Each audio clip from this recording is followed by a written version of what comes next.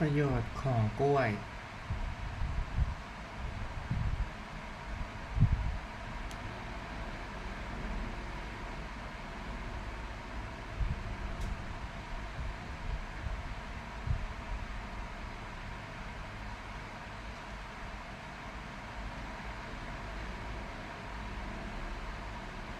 ประโยชน์ของกล้วย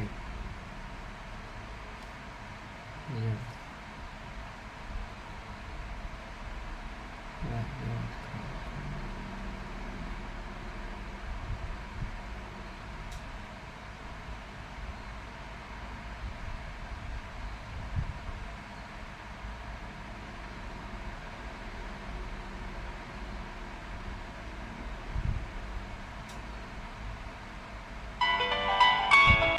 วันนี้ตักเตรียมกล้วยมาเยอะมากแต่กล้วยเนี่ยปกติก็ประมาณนี้แต่นี่ไอ้ ใหญ่มากนะคะดูเปรียบเทียบไซส์ ก็คือว่าถ้าเรากินลูกขนาดนี้เนี่ยไม่ไหวนะ ค่ะ อันนี้กินสำหรับ3 คนถ้ากินอย่างนี้ทั้งลูกเช้าเย็นนี้อ้วนแน่อันนี้กล้วยนี้เขาเรียกว่ากล้วยหอมนะพวกเรารู้จักดีนะประโยชน์ของเขากล้วยทุกชนิดประโยชน์เหมือนกันหมดนะคุณป้าแต่ว่าประโยชน์เฉพาะเรื่องกล้วยหอมนี่เลยคือเขากินตอนสุกเขามีน้ำตาลที่ย่อยเยอะกว่ากล้วยอื่นๆ2 เท่านิดหนึ่งนะเพราะฉะนั้นก็กินต้องระวังอย่ากินเยอะเกินไปแล้วมันจะอ้วนได้นะทีนี้ประโยชน์ที่สำคัญที่สุดเลยคือ เราใช้ในการรักษาโรคคนที่อยากเลิกบุหรี่ใครที่อยากเลิกบุหรี่นะในห้องนี้ไม่มีแล้วเนี่ยเขาจะลดฤทธิ์ของนิโคตินในบุหรี่ลงไปก็จะทำให้เราเลิกบุหรี่ได้ง่ายขึ้นนะแล้วอีกอันหนึ่งก็คือบุหรี่ที่ปวดท้องประจำเดือนกล้วยหอมช่วยได้เราจะกินช่วงที่ประจำเดือนก่อนมาวันหนึ่งแล้วก็ถ้ามันมาแล้วป่วยก็กินเช้าครึ่งลูกเย็นครึ่งลูกลูกเช้าลูกเย็นลูกก็ได้ก็จะช่วยเรื่องของนี้ได้นะอันนี้เป็นกล้วยหอมนะครับกล้วยหอมน้ำตาลค่อนข้างจะเยอะนี่ต้องเลือกเวลากินไหมคะต้องคือเราอย่ากินเยอะเท่านั้นเองกล้วยหอมนี่อย่างที่สำคัญคือต้องกินตอนสุกถ้ากินตอนดิบๆเดี๋ยวมันจะปวดท้องมันย่อยยากมันจะเป็นลมอยู่ในท้องนะเพราะแป้งแล้วมันย่อยยากค่ะอันนี้อย่างเดียวอย่างเดียวนะกล้วยที่2คืออันนี้คือกล้วยไข่นะกล้วยไข่กล้วยไข่อันนี้ก็กล้วยบ้านเรานะคะปลูกเองก็ได้ครับปลูกได้ครับกล้วยไข่นี่ประเทศจีนเขาเรียกกล้วยทองนะเพราะเขาถือว่ากินแล้วเงินทองไหลมาเทมาเป็นกล้วยมงคลขายดีมากเป็นในเมืองจีนนี่กล้วยอย่างอื่นขายไม่ค่อยได้เข้ามาจากเมืองไทยต้องกินกล้วยทองเขาเรียกกล้วยทองมีประโยชน์สูงมากในการต้านมะเร็งเขามีเบต้าแคโรทีนและสารต้านอนุมูลอิสระสูงมากนะเพราะฉะนั้นเมืองจีนเขาก็กลัวเป็นมะเร็งเขาก็ซื้อไปกินกันแล้วอย่างนึงกินไปแล้วเนี่ยลดริ้วรอยหน้าชะลอวัยก็จะทำให้เราแก่ช้าลงห้องนี้ไม่มีใครต้องใช้นะไม่นะหรือว่าเลยไปแล้วไม่ใช่นะกินได้ตลอดแล้วก็จะทำให้ริ้วรอยบนใบหน้านี่ลดลงนะกล้วยไข่นี่กินตอนสุกมากๆเลยหรือเปล่าต้องกินตอนสุกเพราะว่าถ้ากินห่ามๆมากๆมันเป็นลมอยู่ในกระเพาะเราแล้วสำคัญคือกล้วย2 อย่างนี้มีลักษณะเฉพาะนิดคือก้านเขาจะสั้นนะไม่เหมือนกล้วยน้ำว้าก้านยาวเพราะฉะนั้นเวลาเราจะแยกยากมากแล้วถ้าเราซื้อกล้วยมาขนาดนี้เนี่ยกรุณาอย่าไปวางมันอย่างนี้นะต้องรีบแยกออกจากไม่งั้นข้างล่างนี่เน่าแล้วเนี่ยวางทับกันน้ำหนักลงมาช้ำเลยนะนั้นเราก็ต้องตัดมันออกมาแล้วก็ตัดด้วยมีดดีกว่าเพราะว่ามันก้านมันสั้นมากนะฮะเราก็ตัดแล้วก็วางไว้ตัดไว้เพื่อลดน้ำหนักที่จะกดทับไม่ให้มันกดทับกันและกันอันนี้ก็เป็นวิธีการที่เราจะถนอมกล้วยถึงแม้มันจะเหลืองนี้ถ้าตัดวางนี่มันจะช้ำช้าลงเยอะนะอันนี้ก็เป็นวิธีการที่เราจะดูแลกล้วยไข่กับกล้วยหอมก็คือต้องแบ่งออกจากหวีนี่ถ้าเราวางนี่นะเดี๋ยวเย็นกินไม่ได้แล้วไอ้ข้างล่างนี่ช้ำหมดแล้วเนี่ยเริ่มช้ำแล้วนะเดี๋ยวเราต้องแบ่งออกตัดออกมาเลยนะคะแล้วถ้าอยู่คนเดียวเนี่ยทั้งหวีเนี่ยกินไม่หมดแน่นอนค่ะต้องพอตัดมาเสร็จแล้วก็เอากระดาษห่อใส่ตู้เย็นเหมือนกับกล้วยน้ำว้านี่แหละครับก็จะเก็บไว้ได้นี่กล้วยอีกอันหนึ่งที่เราอยากแนะนำสำหรับวันนี้ก็คือกล้วยเล็บมือนางนี่อันนี้เล็บมือนางนะจิ๋วแต่แจ๋วเลยนะคะกินแล้วหวานกินตอนดิบก็ไม่อร่อยฝาดปวดท้องได้ก็กินตอนสุกเหมาะสำหรับหลังเล่นกีฬาเนี่ยมันจะช่วยให้การหิวกระหายเนี่ยลงไปเลยเพราะน้ำตาลก็สูงถึงจะเล็กๆเนี่ยจิ๋วแต่แจ๋วนะเรากินตอนสุกเหมือนกันถ้ากินตอนน้ำหามก็จะฝาดแล้วก็จะปวดท้องได้นะอันนี้เป็นเล็บมือนางแล้วสุดท้าย ได้เอามานะคือกล้วยหักมุกรู้จักไหม กล้วยหักมุกรู้จัก รู้จัก ค่ะ เยอะๆหน่อยนะ ค่ะ แล้วอันนี้มีประโยชน์ในแง่ของการรักษาท้องอืดท้องเฟ้อท้องเสีย แต่ว่าทั้งหมดนี้มีประโยชน์หมดนะไม่ว่าจะเป็นกล้วยหอมกล้วยไข่กล้วยเล็บมือนางกล้วยน้ำว้าแล้วก็กล้วยหักมุกเนี่ยทุก ฮัลโหล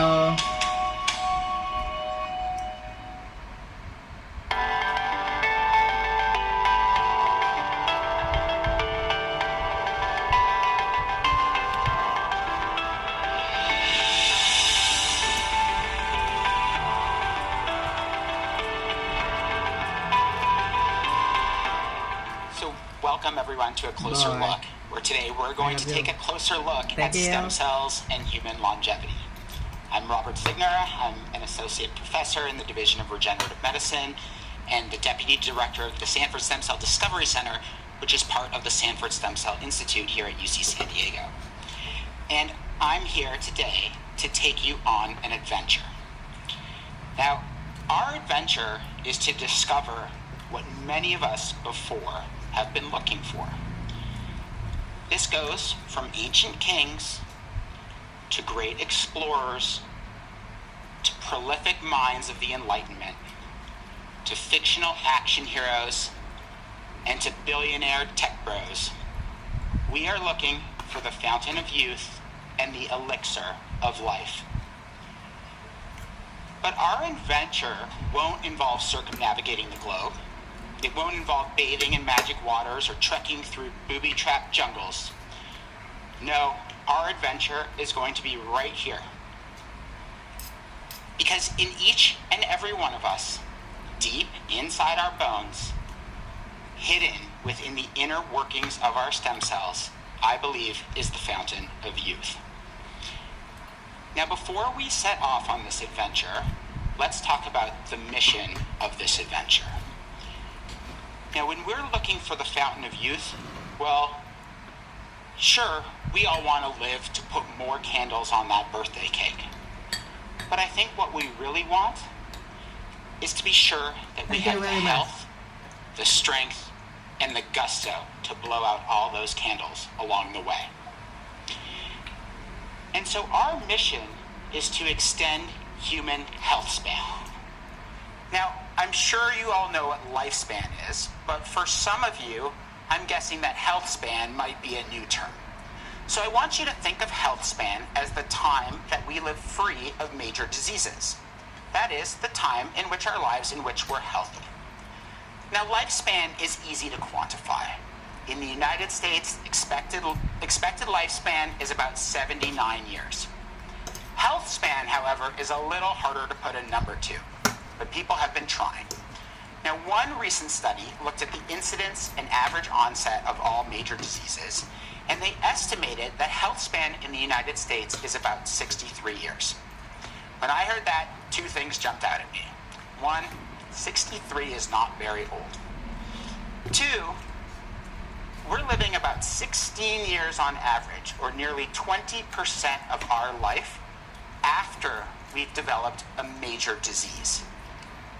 So what's our mission? Well, it's not only to extend lifespan, but it's really about extending health span.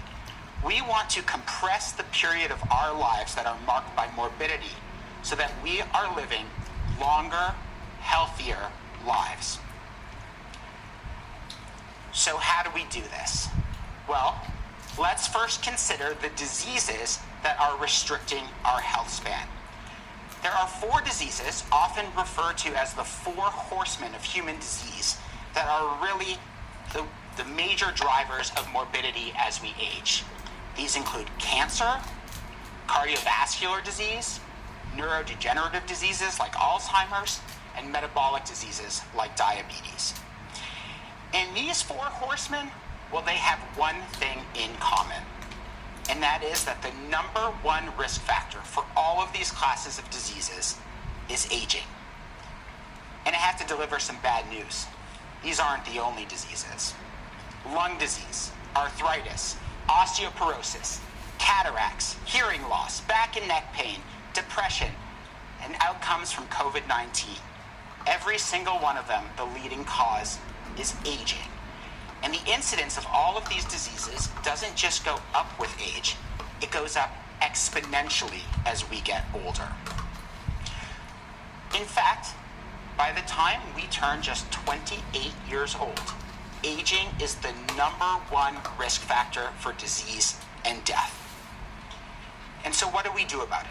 What do scientists and physicians, what do? What's the approach? Well, the approach has always been, if these diseases are causing the problem, we have to treat or prevent these diseases. And so we've done this in a very disease-focused way. We have research that focuses on cancer. We have research that focuses on Alzheimer's disease. We have research that focuses on cardiovascular disease and diabetes. But I think it's time for us to change this paradigm. If we can understand and treat the main cause of these diseases, that is, we can treat aging, well, maybe we have the opportunity to prevent multiple age-related diseases. And I believe that the key to doing this lies in stem cells. So what are stem cells? Well, stem cells that I'm going to be talking about today are very rare cells that exist in each and every one of us in various tissues. And stem cells have 2 superpowers. Superpower number 1 is that stem cells have the ability to what we call self-renew. That is, they can make more of themselves and replenish our stem cells throughout our life. Superpower number 2 for stem cells is they have the ability to what we call differentiate. That is, they are a blank slate and they can produce all of the different types of specialized cells that exist within a given tissue. Now, the major type of stem cell that I'm going to be talking about today Thank you very much. in my laboratory are called hematopoietic stem Thank you cells. very much. These are blood-forming stem cells that live in our bone marrow. Now, these stem cells, as I said, contain this superpower of self-renewal, and they differentiate to give rise to all of our different types of blood cells. This includes things like red blood cells and platelets, but also all of the white blood cells of our immune system. The problem is that as we age, those stem cell superpowers start to wane. And this happens in a few different ways. The first affects the power of self-renewal. Sometimes stem cells lose their ability to self-renew. As we age, this leads to a loss of stem cells and ultimately a loss of their ability to produce all of these other types of blood cells. Now, in the blood, this can lead to disorders like anemia, clotting deficiencies, and immune dysfunction. Now, the opposite of this can happen too. Stem cells can lose control of their ability to self-renew, or other cells learn to hijack stem cell self-renewal activity. When this happens, we lose control of our growth of those cells, they overgrow, and this drives the development of cancer. But it's not just self-renewal that goes awry with aging, it's also differentiation. So normally, these stem cells differentiate in a very balanced manner to produce the right number of each kind of cell that we need in our body. As we age, our blood-forming stem cells lose this balance. What happens is that they start to overproduce a certain type of white blood cell called myeloid cells. These are inflammatory cells that can drive things like chronic inflammation and inflammatory disease. And they stop producing lymphoid cells. Lymphoid cells are the ones that are really there to fight infection. And so, as we get older, our ability to fight infection goes down, and we suffer from chronic inflammation and inflammatory diseases. And so this is why I believe that studying blood-forming stem cells in particular is really important. Because it's not only impacting diseases of the blood, but it's impacting all sorts of other diseases because of its role in the immune system and in inflammation. So that defects in blood-forming stem cells affect our health from our knees to our hearts to our brains and everything in between. Now, what causes stem cells to age? Well, in general, I think we know that aging is connected with stress. We can see it on the outside, we can feel it on the inside. And stem cells also age because of stress. But how does a stem cell experience stress? What does stress mean at the cellular and molecular level?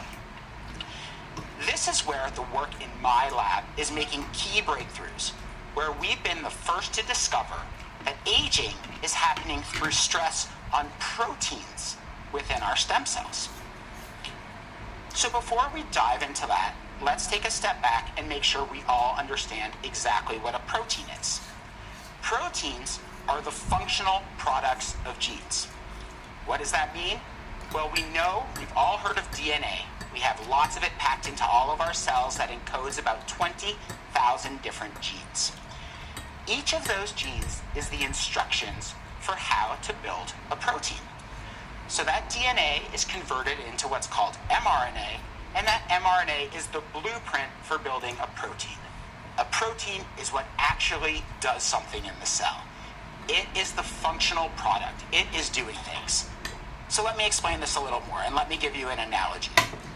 The proteins are like apps on your phone, right? Somewhere, someone has written a bunch of computer code that is buried within your phone.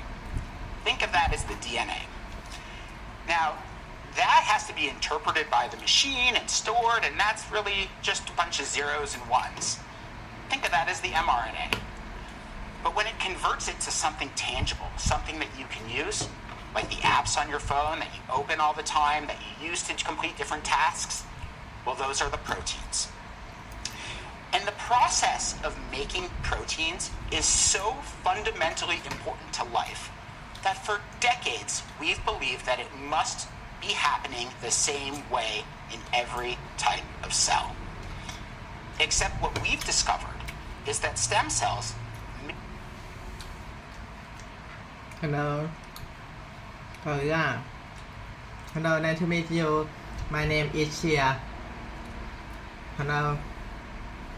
I want to become immortal. I want to live forever. I want to have life longevity. And I sleep well, exercise in every single day.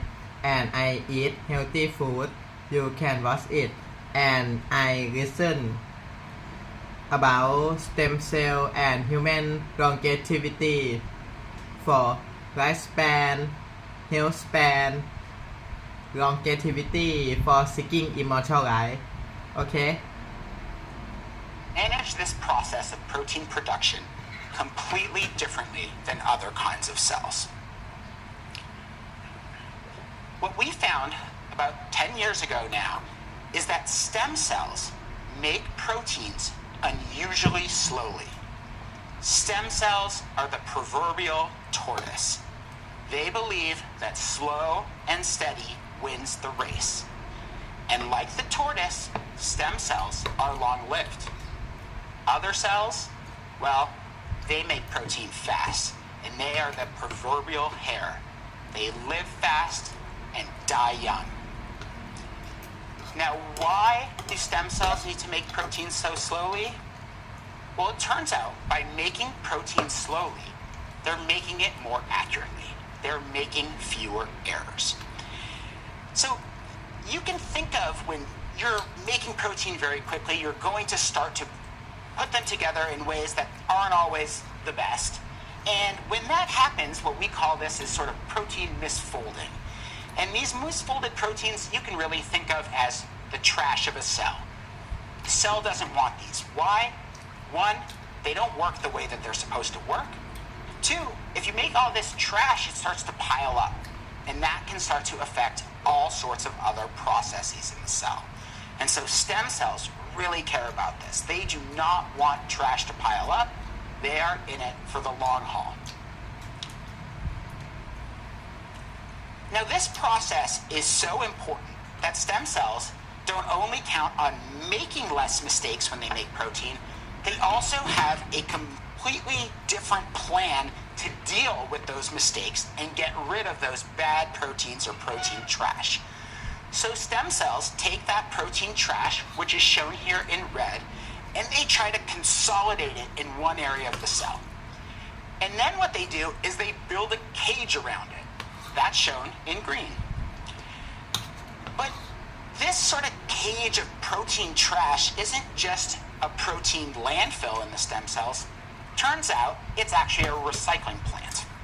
Stem cells preferentially use a very specialized recycling pathway to break down and reuse all of those resources.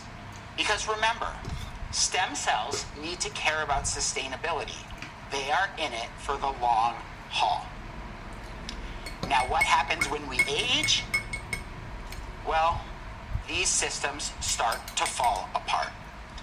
And this protein trash starts to accumulate and pile up in our aging stem cells. This stresses out our stem cells and makes them start to malfunction as we get older. But there's some good news. The stem cells, they don't go down without a fight. They sound the alarm and they call in reinforcements. Meet heat shock factor 1, or HSF1, which I think of as a superhero protein that can... I eat when today I eat when maybe 9 a.m. Actually, in frequency, every day I eat maybe 7 a.m. to 11. But today I eat late because of I order many things from internet and I eat this in the morning, but not every day.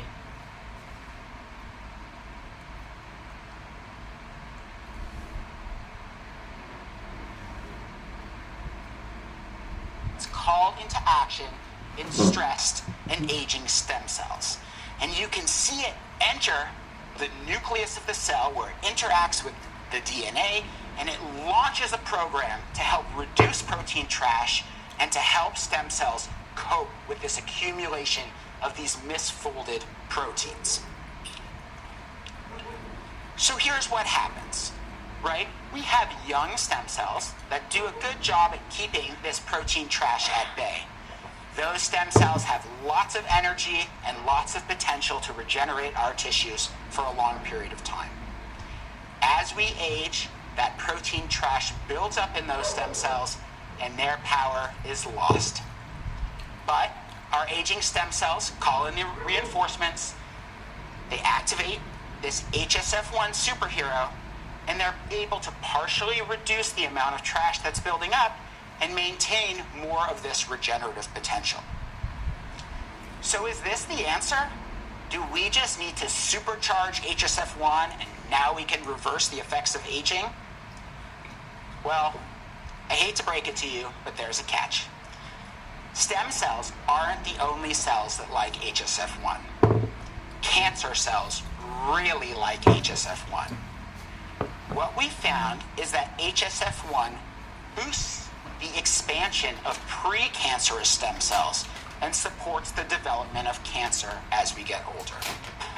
This is the ultimate catch-22. Stem cells are fighting the forces of aging to stay fit and keep regenerating our tissues. But to do that, they have to elevate our risk of getting cancer. The stem cells are literally robbing Peter to pay Paul. What I've realized is that the answer is right in front of us. The blueprint for the fountain of youth is already pre-wired into long-lived stem cells. Stem cells know they don't want to have to deal with that trash and that stress, and that they know that calling in reinforcements can only do so much. The stem cell's secret to longevity is preventing the production and pileup of protein trash. And so we're taking that blueprint and we're trying to better it. How do we make stem cells even better at preventing this trash? Well, we've taken all sorts of approaches and we're starting to test it in the lab right now. And the results are amazing. So we have young stem cells. They have their regenerative potential, but eventually exhaust.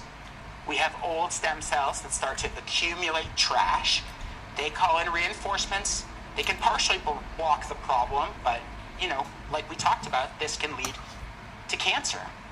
Well, we've made old super stem cells. These stem cells are even better than normal stem cells at preventing the buildup of trash. They're less stressed out, and they live longer. But it's not just about stem cell fitness, right? Our goal is to prevent disease. Is that something we can really do by keeping our stem cells fit? Well, we're working on this right now, and I've never been more excited about what we're discovering. So let me share one piece of that with you today. This is the spleen from a healthy mouse. What we can do is to introduce a cancer-causing mutation that drives a very aggressive form of blood cancer. Within weeks, you can see the effect on the mouse's spleen. When we do the same thing in our mice that carry these super stem cells, we don't see that cancer coming. And so, maybe we have found the fountain of youth. Maybe it really does exist within each of our stem cells and providing us the path forward. When we do it, is that something we can really do by keeping our stem cells fit? Well, we're working on this right now, and I've never been more excited about what we're discovering. So let me share one piece of that with you today. This is the spleen from a healthy mouse. What we can do is to introduce a cancer-causing mutation that drives a very aggressive form of blood cancer. Within weeks, you can see the effect on the mouse's spleen. When we do the same thing in our mice that carry these super stem cells, we don't see that cancer coming. And so, maybe we have found the fountain of youth. Maybe it really does exist within each of our stem cells and providing us the path forward. That preventing the accumulation of trash is the key to long health and long life. As Benjamin Franklin said, an ounce of prevention is worth a pound of cure. Let me take a moment to thank my really incredible and brilliant team that's been working on all of this research. I'm very fortunate to work with them every single day, as well as our many collaborators, and of course our sources of funding that support our work.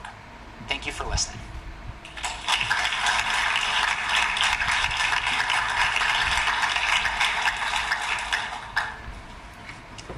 And with that, I'm going to pass the baton to my incredibly talented colleague, Dr. Shiri Gur-Cohen, who you heard about earlier.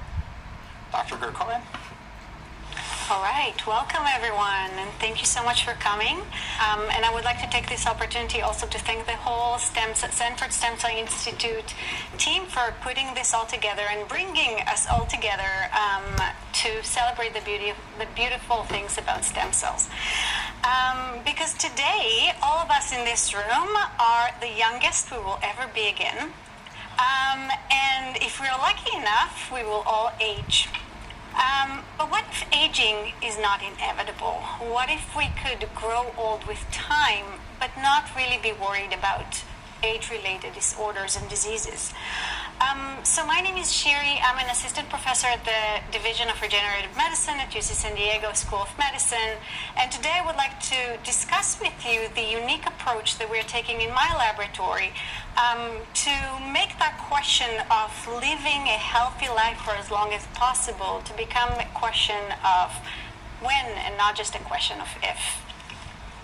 And so let me just start by something that I find to be truly fascinating is the ability of our body to regenerate itself. It has a remarkable ability to regenerate itself, and in fact, every day we are losing and replacing billions of cells, and this is completely normal. The way that I like to think about it is that we all know how we woke up this morning, but we must have changed several times since then at the cellular level. We are not the same person anymore, right? Think about it. Every one of your organs, as we speak, is constantly regenerating. Some organs replace themselves very fast, like the intestine in the gut or our skin. Some organs replace themselves very slow, like the muscles. But the key player in this regenerative process are our stem cells in our body. And stem cells are not residing by themselves. They're not just doing what they're supposed to do by themselves. They're surrounded by multiple types of stem cells for other cells, stem cells and other cells as well. And they're receiving multiple cues that tells them what to do and when to do, when and where to regenerate a tissue. Think about it like a seed. Even the driest seed, if you put it in the right soil, in the right, giving the right nutrients, the right amount of moist and the right amount of light, it will regenerate and produce the flowers.